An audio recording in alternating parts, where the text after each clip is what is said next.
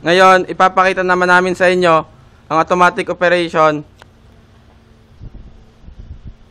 ng ating R12 medium voltage transfer switch.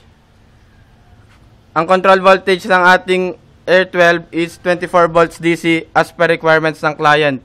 So dito buo na yung controls. So gagawin mo na lang is magsusupply ka ng 24 volts DC sa 7 and 8 terminal. So ulitin ko, kapag mag-automatic operation, kailangan naka 45 degrees pa kanan ang ating susi para sa automatic operation. So kung makikita nyo, may indicator dito ng manual and automatic.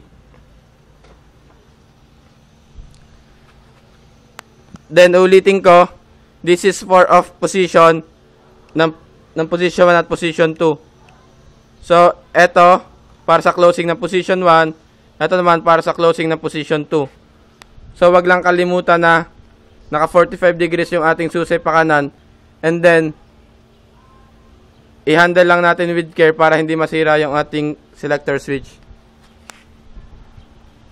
So ngayon naka-off position na ating transfer switch sa loob. Then mag-motorize operation na tayo. Para sa position 1.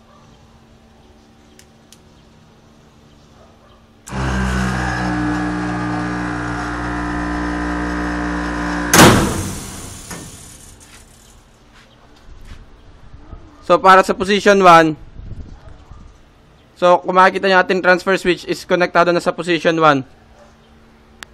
So sa ilalim, connected.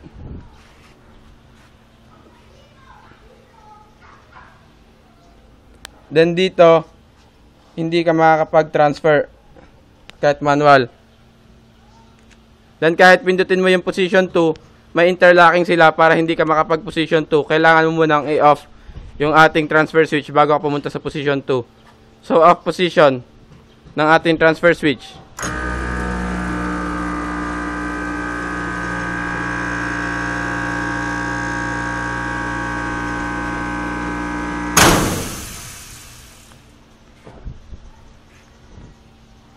So ngayon nasa off position na ulit.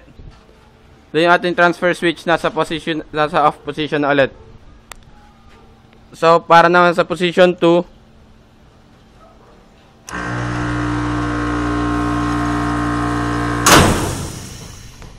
so position 2 connected na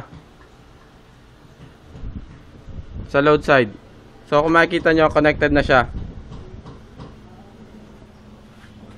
Then ulit, hindi ka makapag-position 1 hanggat hindi ka dumadaan ng off position.